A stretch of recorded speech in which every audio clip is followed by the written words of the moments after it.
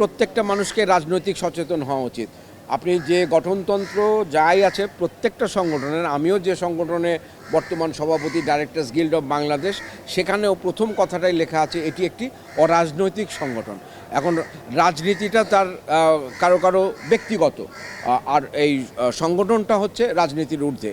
তো এখানে যখন সংগঠনের প্রার্থী হিসাবে বা নির্বাচিত হবেন তেনারা সংগঠনটিকে অন্তত অরাজনৈতিক রাখবার চেষ্টা করবেন, এইটাই আমাদের প্রত্যাশা। চলচ্চিত্র শিল্পী সমিতির যে নির্বাচন, এই নির্বাচন অত্যন্ত উৎসব মুখর পরিবেশে এখন পর্যন্ত, আমি সকালে ভোট দিলাম, এখন পর্যন্ত খুবই সুন্দর একটা পরিবেশের মধ্যে আছে।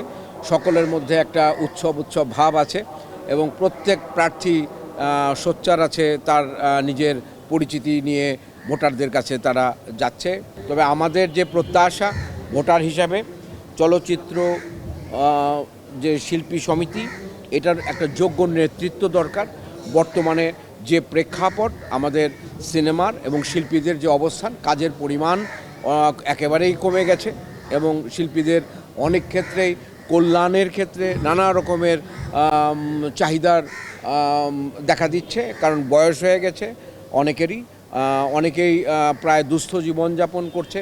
এরকম একটা পরিবেশে যেখানে হাতে কাজ নাই এবং পুরো পরিস্থিতিটাই আবার ঘুরে দাঁড়ানোর মতো একটা পরিস্থিতি তৈরি হয়েছে, সেখানে একটা বলিষ্ঠ নেতৃত্ব আমরা আশা করি এবং সেই নেতৃত্বের জায়গা থেকেই, সেই নেতৃত্ব নির্বাচনের জায়গা থেকেই আমরা যারা ভোটার আছি, আমরা চিন্তা করছি যে যোগ্য লোকটিকে আমরা বেছে নেব। সে যে পদের জন্য যোগ্য তাকে আমরা বেছে নিচ্ছি। এখানে প্যানেল দেওয়া আছে এবং সেই প্যানেল অনুযায়ী যে সকলেই যোগ্য তা না। আমরা চাই যে প্যানেলেই যে থাকুক না কেন, যেখান থেকে নির্বাচন করুক না কেন, একজন যোগ্য লোক আমাদের এই চলচ্চিত্র শিল্পী সমিতির নেতৃত্বে যাতে আসে এবং ভবিষ্যতে যে চলচ্চিত্র শিল্পী সমিতিতে যারা থাকবেন তারা চলচ্চিত্রের সাথে সংযুক্ত যে সমস্ত সংগঠনগুলো আছে তাদের সাথে মিলে এবং সরকারের সাথে মিলে যে দুস্থ শিল্পীরা আছে বা অর্থনৈতিকভাবে চ্যালেঞ্জ যে সমস্ত শিল্পীরা আছে তাদের পাশে দাঁড়াবে এবং কল্যাণমূলক যে কাজগুলো আছে সেটা নিয়ে দলমত নির্বিশেষে ঝাঁপিয়ে পড়বে। এই হচ্ছে আমাদের প্রত্যাশা। প্রত্যেকটা